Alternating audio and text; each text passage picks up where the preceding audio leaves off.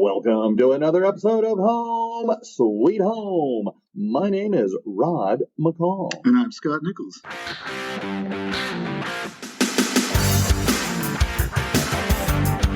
Well, today we have a guest with us. Awesome.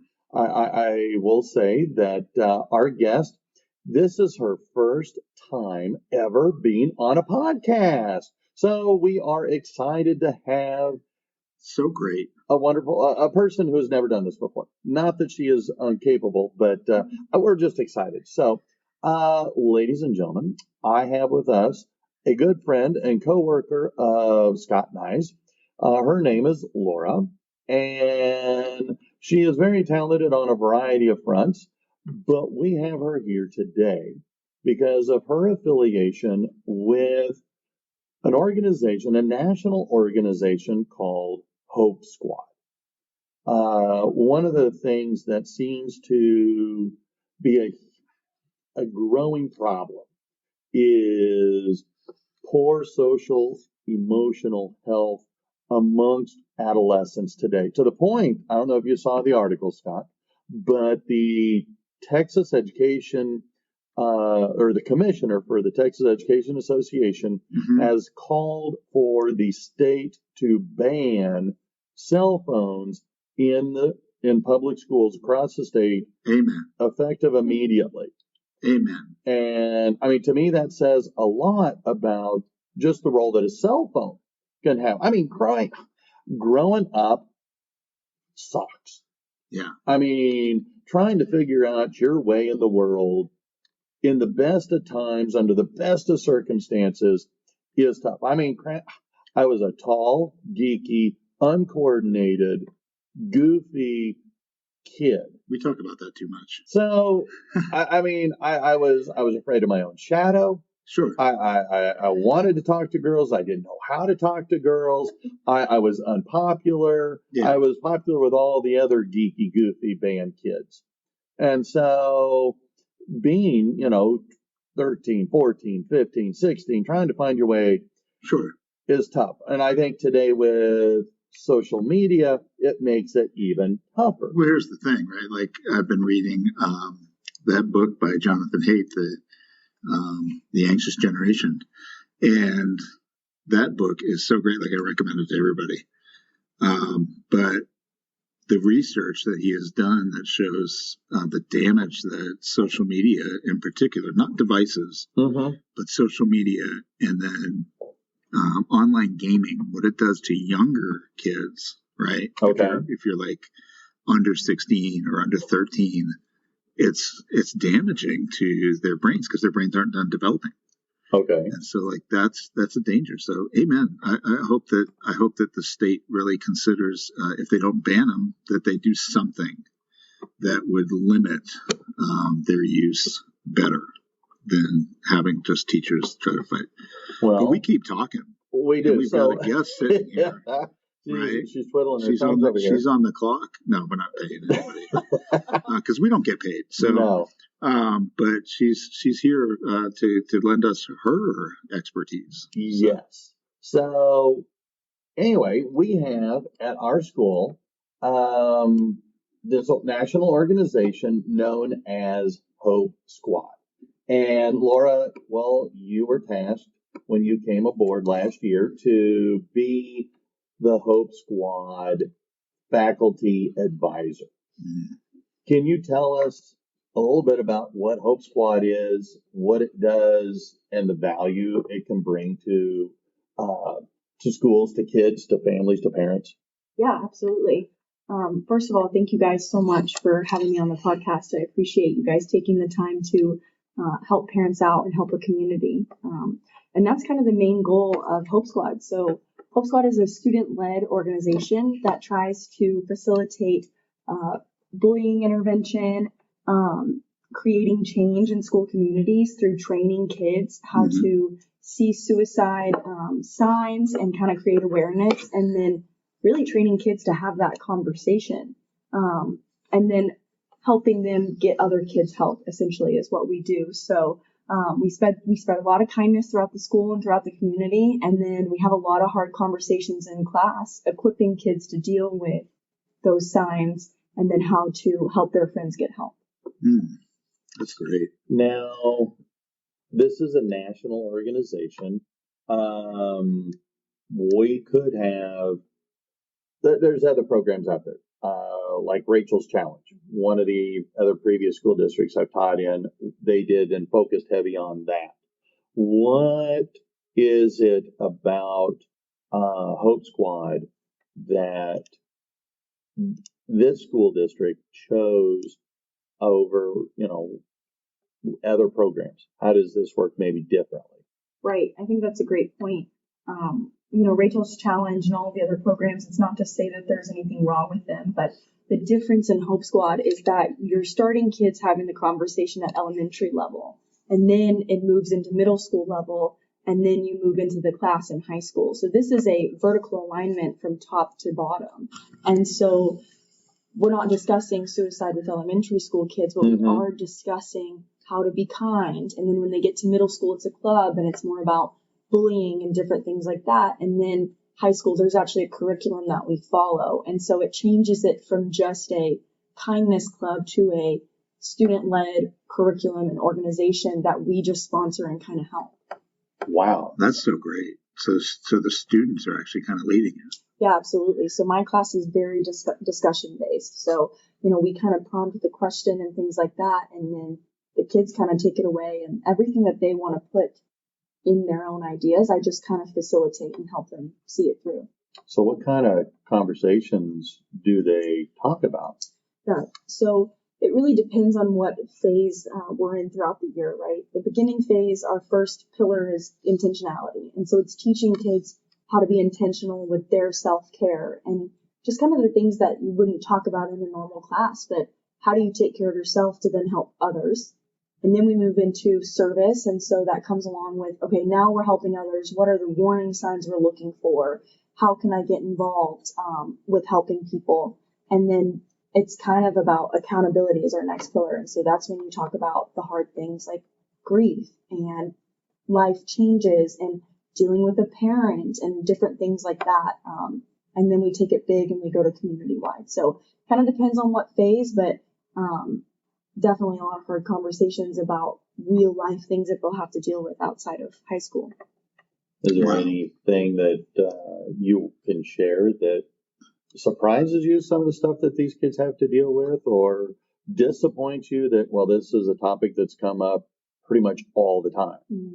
I don't think there's really anything necessarily disappointing about the class, because it's interesting to see the different level of, I want to say maybe trauma that different kids have gone through. We have a kid who just wants to be in the class to help, and then we have another kid who lost a parent to suicide. And so how do you mend that level of grief and then that level of maturity and open up a space for vulnerability? That's probably the most surprising thing that I really have to battle every day, is how do we get those two kids to come along together and work together? Okay. Yeah, because trauma can be it can have lifelong effects. I was recently reading an article that was talking about it can lead up to, it's even worse for girls than it is for boys, that it can lead to a wide variety of both physical and mental health problems as they become adults, especially if it's not addressed or treated. So, wow, that would be quite a challenge. So what kind of training do you as a faculty advisor get? Yeah, so when I stepped into the position, we went through an entire day of QPR training, which is question, persuade, and respond, essentially. And so we go through all of that, and then we end up actually equipping you guys to do the same thing, our other staff members. And then a good group of our teachers and counselors have gone to Utah, where they hold the National Hope Squad Convention. And that apparently is a really big treat that we get to go to and get to hear from other Hope Squad sponsors throughout the nation. Okay. Yeah, we've had some of our I've known a few that have been lucky enough to go, and yeah, they've come back very changed as a consequence. Well, if I'm a parent, what would be some questions, some observations, things to see, to hear, to listen, to observe that might give me some clues or insight that my kid is struggling, that they may not be suicidal, but it might be something that's crossing their mind, that they're very depressed, that they are just struggling. Yeah. I think the biggest thing to recognize is that parents know their kids best. And so you have to be able to have a welcoming environment to talk about those feelings, right? A kid's not going to come to you if you haven't created that trusting relationship. Feelings are okay to discuss, right? Right. And then once you've created that environment, it's about recognizing whether it is an indirect sign or a direct sign, right? If they're directly saying to you, I want to kill myself, or, anything along those lines, that's a conversation that needs to have. It's not just oh, they said this, they don't mean it. No, it needs to be addressed of why we don't say those things, or if you're really feeling that way, what can we do to help you, right? And then if it's an indirect signs, right, major changes in behavior, or it can be anything as small from failing a test to a major life change, the transition from middle school to high school, and just kind of constantly checking in on your kids. Hey, how are you doing? How are things going? And hopefully it's a good enough relationship to where they're going to be open and honest with you about how they're feeling. Okay. Is there any specific word? I mean, you're mentioning, okay, well, I want to kill myself.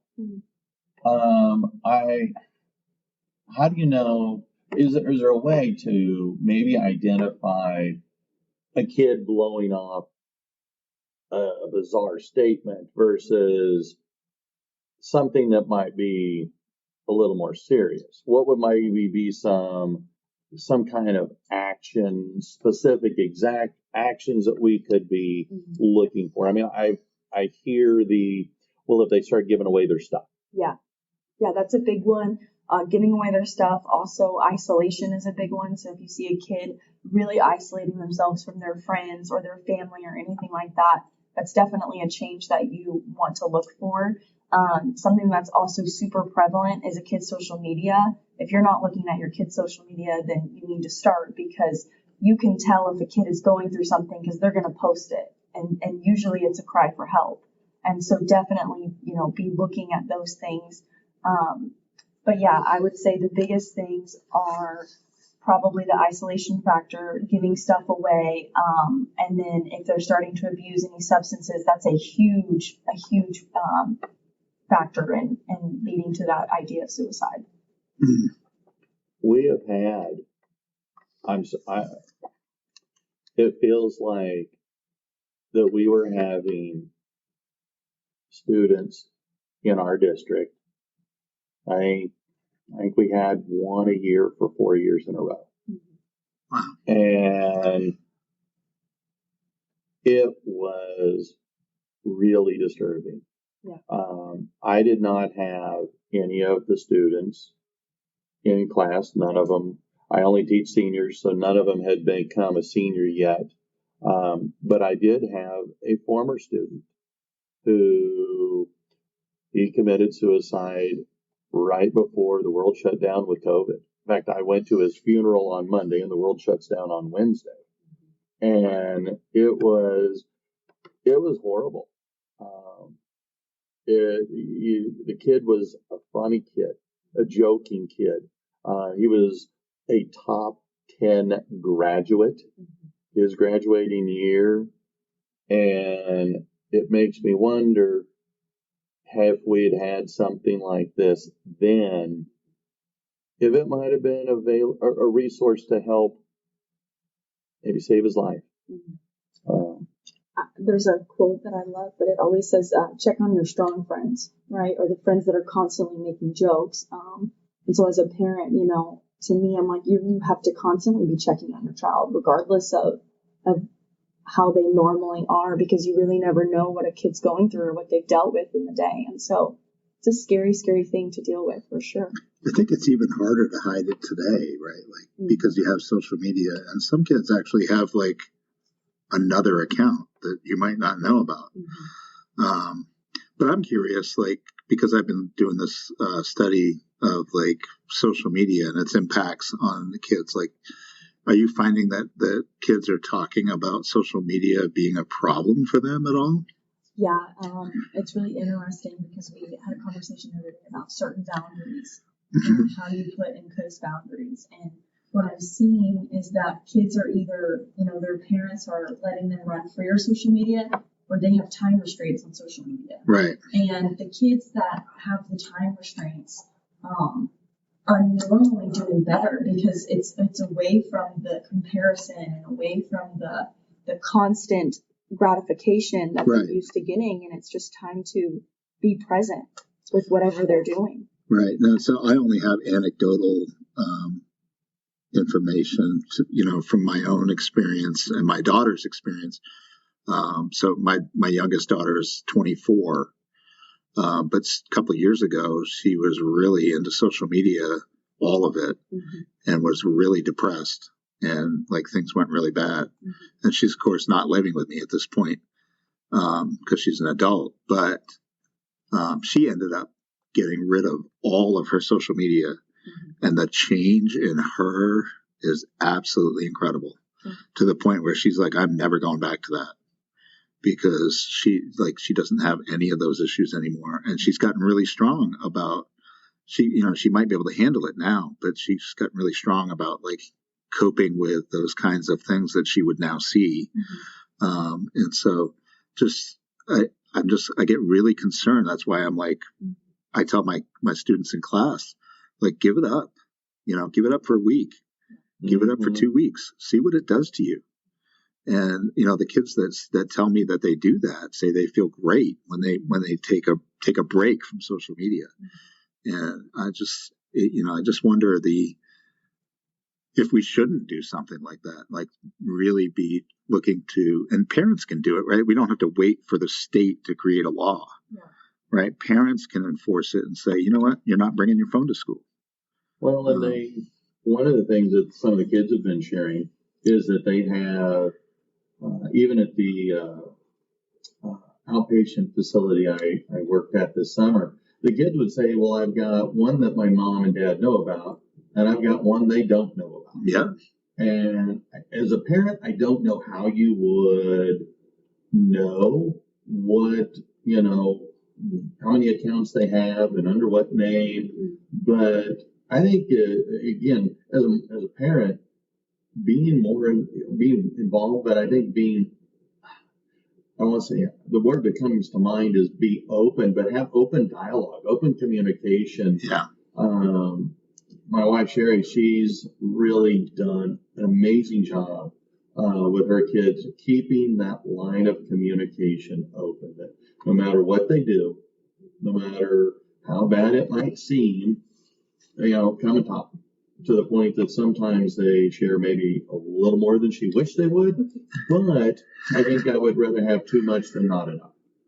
Yeah, I mean, as a parent, I'd rather know what's going on, right? Because then I can talk to you about what's the right thing and what's not, and we can talk about how to deal with it. So, I mean, if I as a parent, if my kid is doing drugs, I want to know it. I'd rather know that and be able to get help and get help for them, then hide it in some way. And that's what, yes, because I hid stuff from my parents. I mean, I snuck out of the house. My mother doesn't listen to this. But, I would sneak out of the house. I'd come home for curfew, and then I would sneak out, an hour or two later. I mean, engaging in, underage activities that all teenagers do, but I don't think that my parents were ignorant that I was not doing these things, but it was kind of like, well, you just didn't talk about it. But I think that today it might, maybe, if I'm understanding you right, be a little more open. Yeah, I think it's about just being vulnerable with your kid, because like you just said, like, you've done it, or you've at least seen it or been around it, and so creating that space for your child to recognize, hey, I've been there, but this is how you conduct yourself in that situation. Right. And not shaming them, but allowing for grace and recognizing that they're going to be your kid for the rest of their life. So you have to be okay with listening to hard things and dealing with it as a parent. Well, and I've shared that too with some of the kids. You may say, oh, mom and dad's going to kill me. Well, no, mom and dad are not going to kill you. They might be upset with you and disappointed temporarily with your choice, but fair enough. Well, if I'm a kid and I'm not sure if I can approach my parents, what would be a way for a young person, to open dialogue, to broach the subject that I'm not okay? Yeah, that's something that we talk a lot about in class. And the first thing, and that's why we equip kids really, because that's the first person they're going to tell, is they're going to tell a friend that they trust, hey, I'm not doing very well. And then it's about the part of, okay, well, what is that kid going to do with that information, right? So you're going to see a lot of kids go to kids if they don't want to go to a parent. But on the other side of things, the best people to go to are your coaches or your teachers or your mentors or your counselors, because every single one of us got into education to help kids. Mm-hmm. And so, go to them and just say, I need to talk, and have that conversation. And no, it's not going to be an easy one, but know that we are professionals and we want to get you help in the best way possible. So it's really about, creating a relationship with someone in your immediate space and then having that conversation as well. That sounds kind of tough. Absolutely. Yeah. I think it would be, is there, what would be maybe a good way to start this? I'm 14 years old. Yeah. How do I start a conversation of I'm not okay? Yeah. I think the perfect example is, I had a kid one day come up to me and he said, are you blank blank? And I said, yes, I am. And he said, you don't know me, but I know that you like to help people. Can I talk to you about some things? And I said, sure. And didn't know this kid from Adam. And now we have this kid in counseling and he's getting help. And so I think it doesn't really necessarily matter how you start the conversation. It's just getting the courage to recognize I'm struggling and I need help. And like I said, it doesn't matter how you start it. I can't give you cues on what to say, but just saying, hey, I'm going through this and I need someone to help me, and going from there, really. I think that most students have at least one adult, especially in school, that they can trust. And I think it's important that teachers and other adults be open, right? And try to be the allies of the kids and not, just try to be an authoritative figure, right? Like, we want to listen. We're here. We know that we're here to teach all kinds of stuff, whether it's sports or content, in an academic subject. But really, all that's secondary to, we want the kids to be, healthy, thriving kids, right? We don't. We want them to have healthy, not just physical health, but mental health, right? We want people to go out into the world in a healthy manner and be able to be happy and successful. And on the teacher side of that, you can tell when a kid is struggling. Yeah. Teachers can tell quickly. And so recognizing that, just to check in with that kid could change their entire day, whether you recognize that or not. Right. Well, that kind of then cycles right into my next question for you was, what are ways that an adult, a concerned adult, again, we are teachers, coaches, but even if you're an employer and you got teenagers working with you, what are some ways that we can serve as conduits to help the kids feel comfortable, feel at ease, to be able to come to us to say, I'm not okay? Well, I think in every professional development I set in, there's someone that says you have to know your kids. Right. And so it starts with creating that space of, on the first day, what is your name and what do you like to do? And then you kind of get to see this kid's behavior throughout the year. And when it's off, simply ask the question, hey, are you doing okay? Because once one kid knows that you're going to do that, then every other kid in the room knows that you're going to do that. And so as a teacher, it's really about, like every other educational program that you've gone through, is about knowing your kids and creating that safe space. And then as a parent, it kind of goes through the same thing. You have to know your kids and see what they're going through. And then if you can't do it, then seek a professional within the educational realm, because they are equipped to help you, for sure. Right. I will say that's one of the nice things that is required here in Texas is the mental health. What do you want to call that? The stuff we have to do at the beginning of the year. Yeah, well, because we got to watch the videos and all that. And I know that a lot of folks get frustrated. We got to do that. But I think that I'm glad that we do that, because I truly do see the value and benefit. And shoot, I'm almost done with my my work to be a professional counselor. And so I truly do go, yes, we need more of this. Right. And so if I am a student, if I am a parent, and I like the idea of what we've said here today about Hope Squad. Mm-hmm.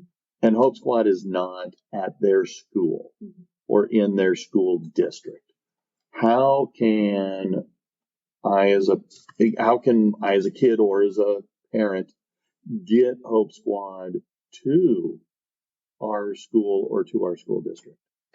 Yeah, so the first thing I would do is I would reach out to a local Hope Squad member, right? So in our district, I've had other districts reach out to me and ask me how to get it started. And so then it's about the process of, you have to go to the school board and you have to present it, because it is a class, and it present the changes that are being made in communities around you because of the class. So once you get that passed, then it's about, choosing the kids and all of the different things that come along with it. But the first thing I would say do is reach out to a community surrounding you, find out who your Hope Squad sponsor is, and they'll be wonderful in helping you, because that's who helped me and that's who I've helped as well. Can we do that like with just a simple Google search? Just a simple Google search and an email. Mm-hmm. Okay. Well, excellent. Laura, you're a coach, so I want to go coach. But anyway, I want to say thank you. We're big on wanting to help people. That's the whole point of this podcast. And I'm more and more and more. As we do more research, more study, more reading, more in just general knowledge, the impact that our mental health can have, and how for a long time, I'm a big Sopranos fan. I don't know if anybody ever watched The Sopranos, but Tony Soprano would go, well, what happened to the days of the strong, silent Cary Grant type? Sure. And I understand that, but I think that everybody has always had problems. And hiding our problems, drinking our problems, or abusing substances and other ways to hide our problems isn't going to solve the problem. And so being able to find ways to address it, I think, is something that we can all benefit from. Yeah, and I think that, it's one of the things that I've talked about for years, is that kids need more coping mechanisms. And so, the things that you're teaching and the kids are discussing, it's giving them those skills that they need to be able to go through life and not feel defeated all the time. I think, what you just said is absolutely true, right? Like, a lot of the kids that I counsel and see is, it's not that they want to commit suicide. They just don't know how to manage their time. Yeah. And so you have to teach them that and be with them and sit with them in that. And so it's the little things like that that matter. And the emotions are overwhelming to them. They don't know how to deal with it. Yeah. Or even who to talk to sometimes about it. Yeah. Or if they should talk to somebody about it, because, some families are more like, you don't share that stuff. But we should always share. Always find somebody to talk to, somebody who will listen and help you out. Well, Laura, thank you. Yeah, thank you so much. Hopefully your first time on a podcast was an easy one. I would say it was pretty great. Thank you guys for having That's me. awesome. Well, I just want to warn you that my first time on a podcast was about 2 episodes before I became full time on the podcast. So, I don't know what that means, but Looks like I might be full time. Well, the pay's pretty good. It is. You're paying somebody. Hey, you getting paid? What? Pay does not. Man. All right. Well, on that note, we're going to call it a day. So I guess until next time, may your mental health be a good one. I'm Rod. I'm Scott.